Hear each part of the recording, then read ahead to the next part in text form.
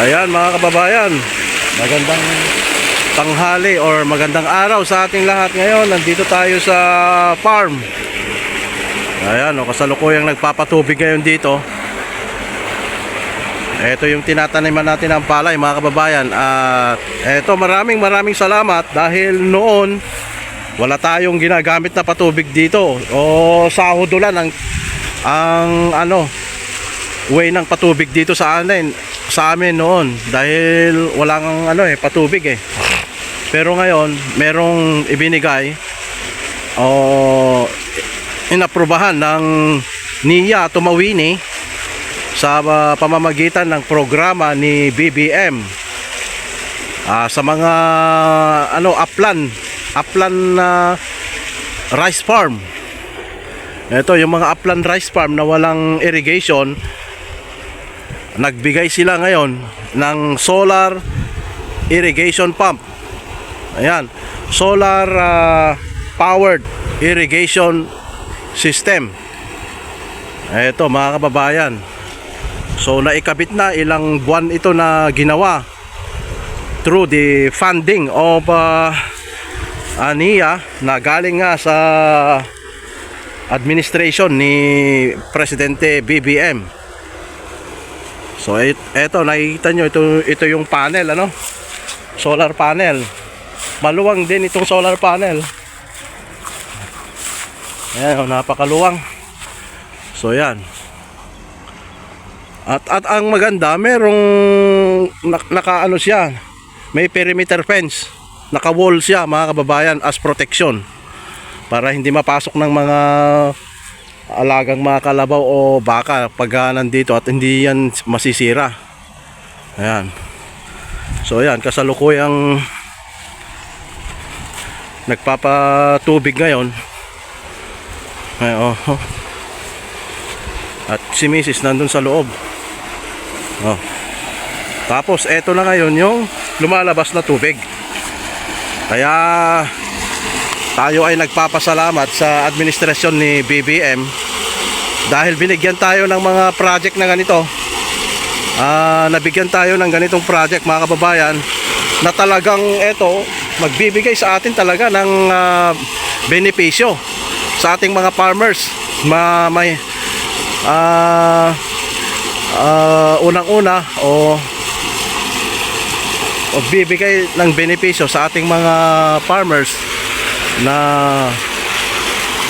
nasa laylayan mga kababayan.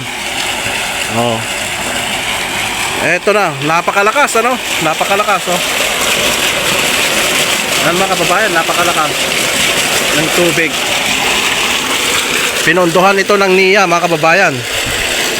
Ayan, coming from national government. Ito ayan parang tumatagas doon tatagas dun sa may kanto niya doon corners, dun sa kanyang corner may tumatagas konti. Ito na yung mga hose eto, dediretso na sa mga farm to. Bali lahat ng nito, ayan, meron pa dyan. Dudugsungan mo na lang ng hose dito. Ayan.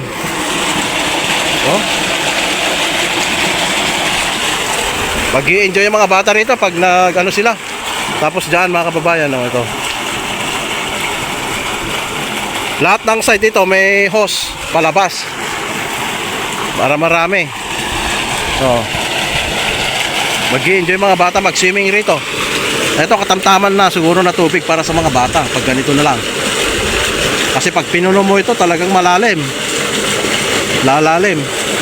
At pwede mo ring kagad-agad na palitan pagka kinargahan mo ng kalahati dito. Pwede mo ring kagad na i-drain yan pagka madumi na, pagka matagal na, kasi ito napakalakas. Malakas yung labas ng tubig Ilang minuto lang ito lang minuto ito lang. Ilang minuto lang mga kababayan ganito na, malapit ng mapuno. Despite na meron ding dito na lumalabas dito, pero tinalian pansamantala para mapuno. Ayan Eto, maraming salamat sa administration ni BBM through Nia Tumawini dahil nabigyan po tayo ng ganitong solar power irrigation system na noon ay wala po tayo. Ngayon lang nagkaroon ng ganito dito sa aming lugar at napansin ang mga maliliit na magsasaka at nabigyan ng ganitong patubig para malaking tulong po ito o benepisyo para maiangat namin yung kabuhayan namin dito at magkaroon tayo ng karagdagang mga ani ng palay at nang sa ganun maiwasan na natin yung i-import ng mga bigas galing sa mga iba't ibang mga bansa, mga kababayan. Kumbaga sariling atin na lang ang ipatronize natin para mas lalong lalago yung ekonomiya ng Pilipinas. At through sa mga ganitong project na ginagawa ng gobyerno ngayon ay nakakatulong talaga para mapaangat ang ekonomiya ng Pilipinas. At dahil yan sa inumpisahan ni President Bongbong Marcos dito sa mga sa agricultural sector, mga kababayan. So ito, maraming mapapatubigan yan kahit yung sa mga surroundings dito. Kayang patubigan yan, mga kababayan. Dahil ito libre lang naman hindi na. Kaya napakahusay talaga ng ganitong mga proyekto para sa mga magsasaka natin. Lalong-lalo na itong mga nasa upland na lot. Upland farmers na tinatawag, mga kababayan.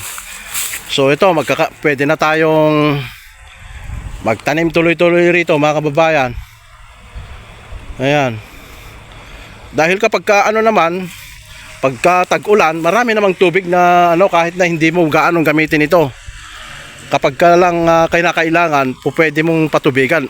Halimbawa ngayon, may El Nino, kailangan talaga magpatubig. So ito yung direct seeding ni Kuya,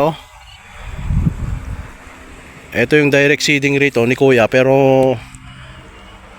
ngayon lang makatikim ng tubig ito, mga kababayan. Ngayon patubig na tayo. Pero madamo, daming damo, Ayan, daming weeds. Kailangan uproot natin yung weeds kasi baka inisprayan mo yan, maepektuhan pa yung palay at hindi na rin kaya siguro magugulang na yung weeds, Ayan, mga kababayan. Talagang mas lalong lalakas ka rito kahit natirik na yung araw, mga kababayan, malamig pa rin dahil yung simoy ng hangin, mayroong hangin talaga na dumadampi sa iyo, napakalamig yung dampi ng hangin rito. Ayan, malapit nang matapos na mapuno. Malapit nang mapuno. Ayan, mga kababayan, ang lakas. Napakalakas ng bugso or napakalakas ng labas ng dito, napakalakas ng tubig. Yan, malakas yung lumalabas sa tubig, Pag ito ganito ng kalalim, hindi na pwede yung mga bata. Malalim na masyado. Pwedeng magbabad rito, pagka araw. Pwede tayong magbabad pag araw, pag gabi. Pwede kang magbabad dyan. Oo, pag gabi, pag dito ka. Ayan, added na view. Added view itong mga puno rito, mga kababayan, Pwede tayong lumimlim dyan. Kaya lang, ito nasunog din noon, Pero okay naman na, mga kababayan. Yung mga natumba dyan ng bagyo, yun ang pinatensyo natin. Pinatensyo nila, Kuya.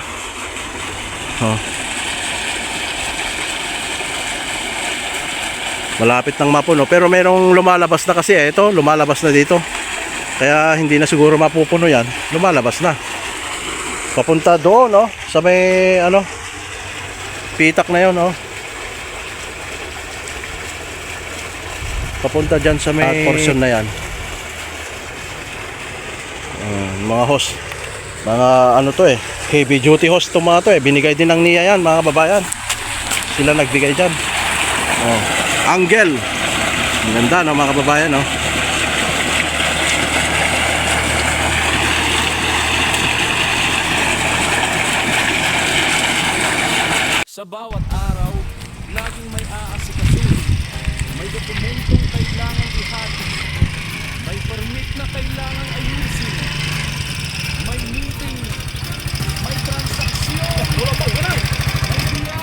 Kung nga raw, inyok quick.